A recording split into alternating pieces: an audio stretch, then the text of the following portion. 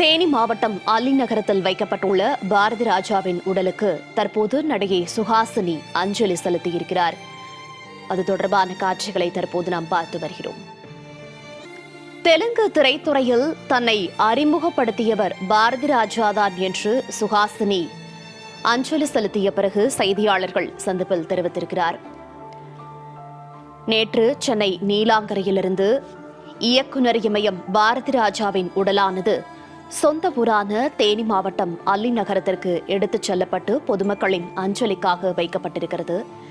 இந்நிலையில் தேனி மாவட்டம் அல்லி நகரம் சென்ற நடிகை சுஹாசினி இயக்குநர் இமயம் பாரதி ராஜாவை பார்த்து அவருக்கு மலர் மாலை அணிவித்து அஞ்சலி செலுத்தியிருக்கிறார். அந்த காட்சிகளை பார்த்து வருகிறோம். அஞ்சலி செலுத்திய பிறகு தன்னை தெலுங்கு திரையுலகில் அறிமுகப்படுத்தி 150 படங்களுக்கு மேல் நடிக்க வைத்து விதை போட்டவர் என்றும் சுஹாசினி தெரிவித்திருக்கிறார். விவரங்களோடு செய்தியாளர் செல்வராஜ் இணைப்பில் இருக்கிறார். செல்வராஜ், வணக்கம். இயக்குநர் இமயம் பாரதி ராஜாவின் உடலானது தேனி மாவட்டம் சொந்த ஊரான அல்லி நகரத்தில் தற்போது பொதுமக்களின் அஞ்சலிக்காக வைக்கப்பட்டிருக்கிறது. இந்நிலையில் நடிகை சுஹாசினி நேரில் சென்று அஞ்சலி செலுத்தியிருக்கிறார். விவரங்கள். நிச்சயமாக மோனிகா, தேனி மாவட்டம் அல்லிநகரம் கிராமத்தில் 1941 ஆண்டு ஜூலை மாதம் 17 பெரிய மாடத்தேவர் மீனாட்சி அம்மாள் என்ற கருத்தம்மாளுக்கு மகனாக பிறந்தவர் தான் பாரதி ராஜா. இவரது இயற்பெயர் சின்னசாமி. இவர் சிறு வயதிலிருந்தே துடிப்பான இளைஞராக காணப்பட்டார். 1977 ஆண்டில் 16 வயதிலே திரைப்படத்தின் மூலமாக அறிமுகமான இவர் கிராமத்து வாழ்க்கையும் தனது படங்களில் மிக உண்மையாகவும் உணவுபூர்ணமாகவும் காட்டியதற்காக புகழ் பெற்றவர். மக்கள் இவரை இயக்குனர் இமயம் என்று அன்பாக அழைக்கிறார்கள். இவருடைய திரைப்படங்களில் கதாபாத்திரங்கள் அனைத்தும் ஒப்பனை இல்லாமல் எளிய மனிதர்களுக்காக தோன்றுவார்கள்.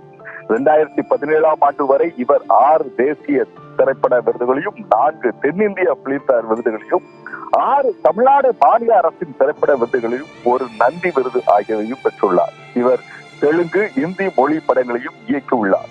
திரைப்படத் துறையில் இவர் ஆற்றிய பங்களிப்பிற்காக 2004 ஆண்டில் இந்திய அரசு இவருக்கு இந்தியாவில் 4வது உரிய விருதான பத்மஸ்ரீ விருது என்பது வழங்கப்பட்டது. அது மிகவும் அனைவருக்கும் வழங்கப்பட வேண்டிய விருதுகள் இருந்தால் கூட இவருக்கு தனித்தன்மையோடு இந்த விருது என்பது வழங்கப்பட்டுள்ளது.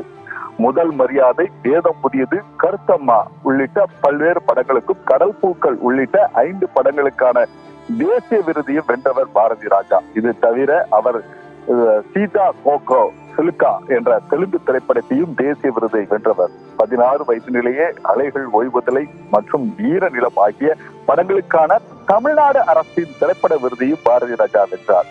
இது தவிர 3 பிலிம்பேர் விருதுகளையும், விஜய் விருது மற்றும் 1 நந்தி விருது என பல விருதுகளையும் பாரதி ராஜா பெற்றுள்ளார்.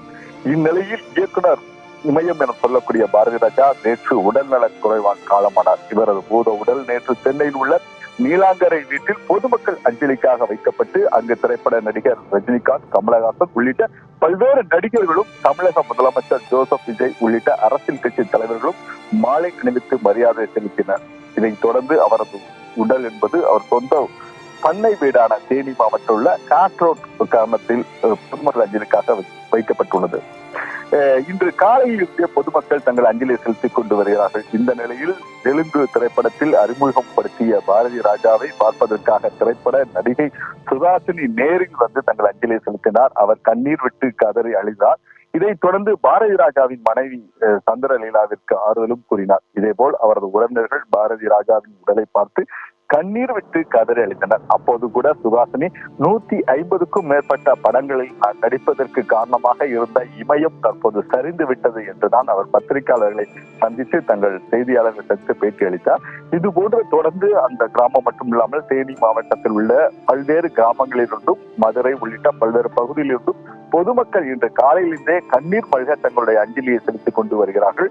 அந்த பகுதி முழுவதுமே ஒரு சோகமாக காணப்படுகிறது. ஏனென்றால் அவர் தோட்டத்தில் உள்ள மரங்கள் கூட தற்போது சோகத்தில் இருப்பது போல எந்த அசைவும் இல்லாமல் ஒரு இமயம் ஒரு சரிந்து விட்டது என்பதற்காக தான் அந்த சோகம் என்பது அந்த கிராமம் மட்டும் இல்ல, தமிழகத்தில் மற்றும் ஒட்டுமொத்தமாக இந்தியாவில் உள்ள திரைப்பட கலைஞர்களும் தற்போது சோகத்தில் ஆழ்ந்து கொண்டு வருகிறார்கள். தொடர்ந்து அந்த பகுதியில் சுமார் 100கணக்கான போலீசார் தென் மாவட்டத்தில் உள்ள அனைத்து மாவட்டத்தில் இருந்தும் போலீசார் பாதுகாப்பு பணியில் அமர்த்தப்பட்டுள்ளார்கள்.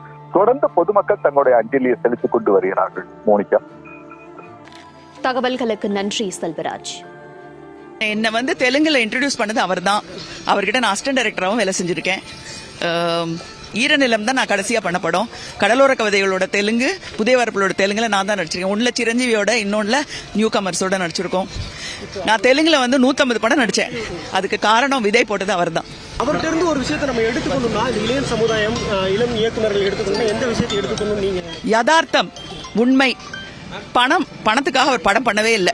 அவர் நம்முடைய மண்ணின் மனத்துக்கும் நம்முடைய மண்ணோட பெருமைக்காக தான் என்னையே தமிழ் மக்களேன்னு சொல்லுவார். அவரு முக்கியமா தமிழ்நாட்டுக்கு நம்மளுடைய கலாச்சாரத்தை, அதுவும் நம்ம இது வரைக்கும் பார்க்காத இந்த கிராமத்தோட அங்க இருக்கிற உன்னதங்கள் எல்லாம் அவரை மாதிரி வேற யாரும் கொண்டு வந்ததே இல்லை.